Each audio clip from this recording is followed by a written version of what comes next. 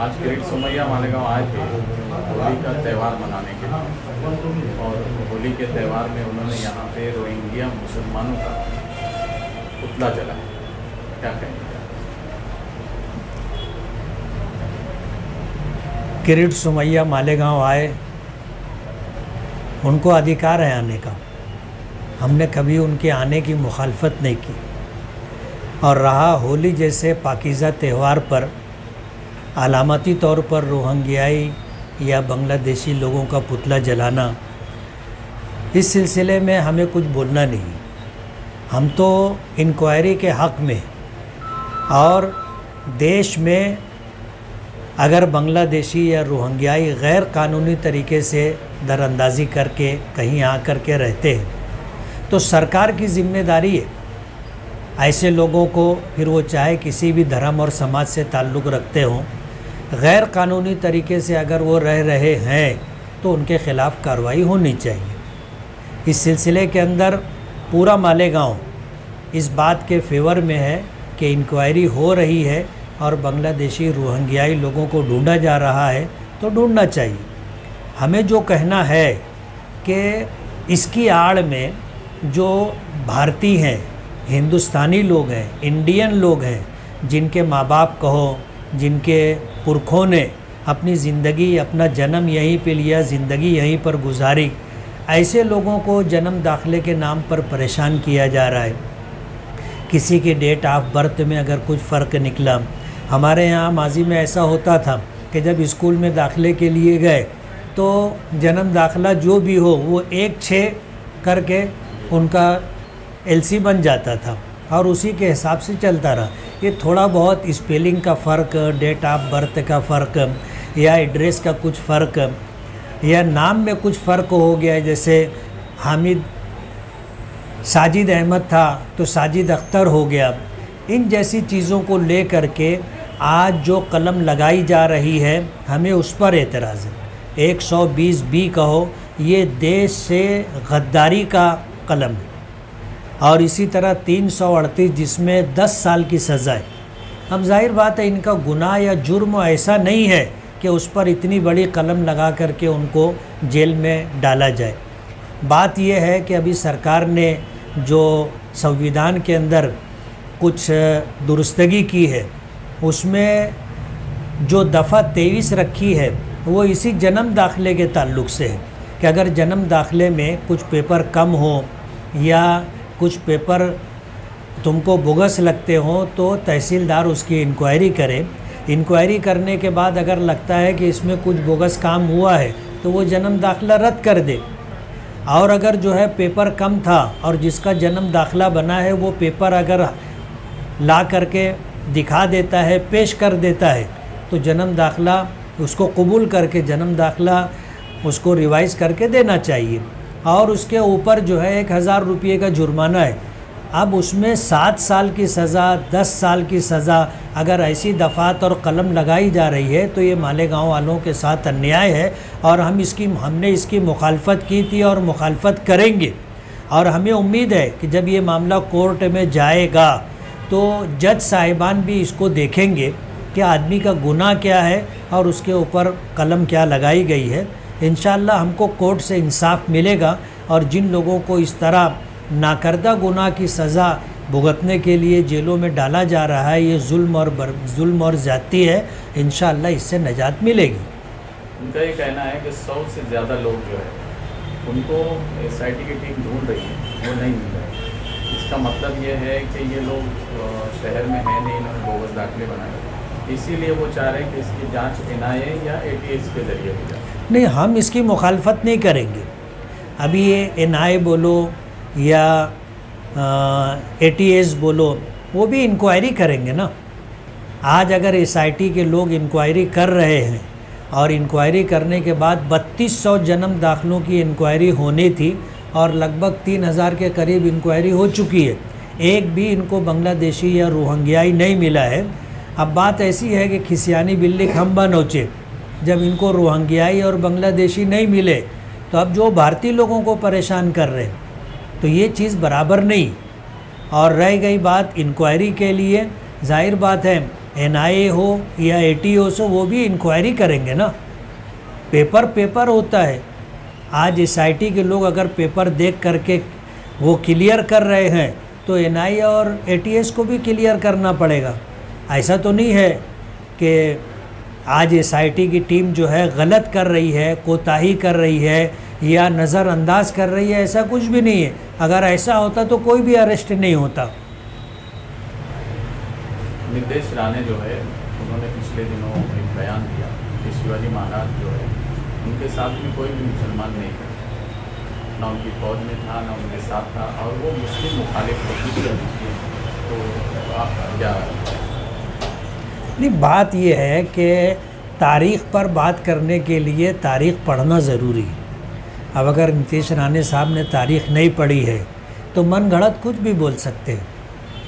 आज हिंदू समाज के जो ऐतिहासिक लोग हैं, तारीख़दां लोग हैं, वो लोग बता रहे हैं ना।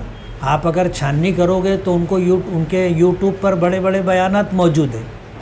इसलिए तारीख़ पे अगर बात करनी हो तो तारीख़ पढ़ना चाहिए। मैं नितेश राणे को मशवरा दूंगा कि आप जो है देश की तारीख़ पढ़ लो, और तारीख़ पढ़ने के बाद फिर आप बात करो तो आपकी बात में वज़न रहेगा। आज ऐसा हो गया कि नितेश राणे को कोई सुनने के लिए तैयार नहीं। कुछ भी ऊट पटांग बात बग़ैर सर पैर की आदमी बोलता है तो होगा क्या, आदमी खुद बेवज़न हो जाता है। हाउस में हमने देखा कि हिंदू समाज के लोग भी उसकी बात को सुनने के लिए तैयार नहीं। मस्जिदों से होंगे उतारने का एक नया फरमान कैसे जारी हो गया? पुराना था उसको नया करके अभी क्या है, बिल्ली के बनाने से छींका टूट के गिरता नहीं कि छींके के ऊपर दूध है, दही है, बिल्ली ऐसे सर उठा करके देखे और उसके देख लेने से छींका टूट करके गिर जाए, ऐसा नहीं। देश संविधान से चलता है, कानून से चलता है, और कानून सब के लिए है ना। ऐसा तो नहीं है कि भोंगा सिर्फ मस्जिद पर होता है। भोंगा जो है गुरुद्वारों पर भी होता है, भोंगा चर्च पर भी होता है, भोंगा मंदिरों पर भी होता है। अगर कानून है उतारने का तो उस कानून की जद में सब आएंगे। असम्बली में आपने जो 114 करोड़ का जो मामला वोट जिहाद के नाम पे इल्ज़ाम लगाया गया मालेगांव शहर में, उसके बारे में आपने बात की, तो सरकार की तरफ से कोई जवाब आएगा या फिर उसका क्या असर होगा, आपको क्या? नहीं, मैंने हाउस में आवाज़ उठाई है और मेरा ऐसा मानना है कि सरकार को जवाब देना चाहिए। बात यह है कि लोकसभा का इलेक्शन लड़ने वाली खातून शोभाताई बच्चाओं मुसलमान नहीं थी। मालेगांव के लोगों ने अगर उनको वोट दिया तो कोई खालदा ज़िया को या हसीना वाजिद को उन्होंने वोट नहीं दिया था, वो शोभाताई बच्चाओं को वोट दिया था। और वोट जिहाद का इल्ज़ाम लगा है तो जाहिर बात है कि इलेक्शन लड़ने वाला मैं था, विनर मैं हूँ, तो इल्ज़ाम तो मेरे ऊपर है। इसलिए मैंने हाउस में ये बात कही कि अगर मालेगांव में लोगों के अकाउंट में 114 करोड़ रुपया आया है तो सरकार को इसकी इंक्वायरी करना चाहिए। मुझे तो 1 रुपया भी नहीं मिला और वोट जिहाद का इल्ज़ाम लग गया। इसलिए सरकार को इसकी इंक्वायरी करना चाहिए कि बहुत बेदर्दी के साथ जिन लोगों ने पैसा बांटा और 114 करोड़ रुपया मालेगांव में लोगों के अकाउंट में आया, तो सरकार को इसकी इंक्वायरी करना चाहिए। किसी के अकाउंट में अगर 50,000 आता है तो IT डिपार्टमेंट को उसकी इत्तला हो जाती है। करोड़ रुपया अगर किसी के अकाउंट में आया तो बैंक के लोगों ने निकाल करके दे कैसे दिया? बैंक के लोगों की जिम्मेदारी है, अकाउंट सीज होना चाहिए था। और अगर अकाउंट सीज नहीं हुआ है तो इसका मतलब ये है कि सरकार भी इस मामले में मुलविस है और सरकार ने आंख बंद कर ली और लोगों के अकाउंट में करोड़ रुपया आया और निकल भी गया, और सरकार को पता है कि पैसा कहाँ गया है। सरकार के पास जो है एजेंसियां हैं, पैसा चलता है तो सरकार को दिखता है और पैसा निकलता है अकाउंट से तो सरकार को पता होता है। किसी को पैसा जाता है तो सरकार को खबर होती है। आज 114 करोड़ रुपये का मैटर यही किरीट सुमैया जी से इसने उठाया था। हमें तो ऐसा लगता है कि बांग्लादेशी और रोहिंग्याई ये फंडा ला करके 114 करोड़ रुपए का जो मैटर है उससे लोगों की तवज्जो हटाने की कोशिश की जा रही है, उस मामले को दबाने की और सर्द खाने में डालने की कोशिश की जा रही है। आज मैंने हाउस में जो बयान दिया था उस पर कुछ लोगों ने यहाँ पर अपने रद्द अमल को जाहिर किया है कि भाई 114 करोड़ रुपया कहाँ गया है, हमें पता है, उसका हमारे पास सबूत है। अब जो लोग इस तरह का दावा करते हैं, माजी में भी हमेशा इस तरह का दावा करते रहे और आज तक एक सबूत और पुरावा भी नहीं ला सके। मालेगांव के लोगों को उनके ऊपर भरोसा ही नहीं रहा कि वो हमेशा बोलते हमारे पास पुरावा है, और पुरावा जब लाने और देने की बात की जाती है तो भाग जाते। आज उन्होंने ये कहा है कि जब ATS आएगा या NI आएगा तो हम सबूत पेश करेंगे। अब SIT हो या NI हो या ATS हो, आज किरीट सोमैया ने NIA और ATS की डिमांड की।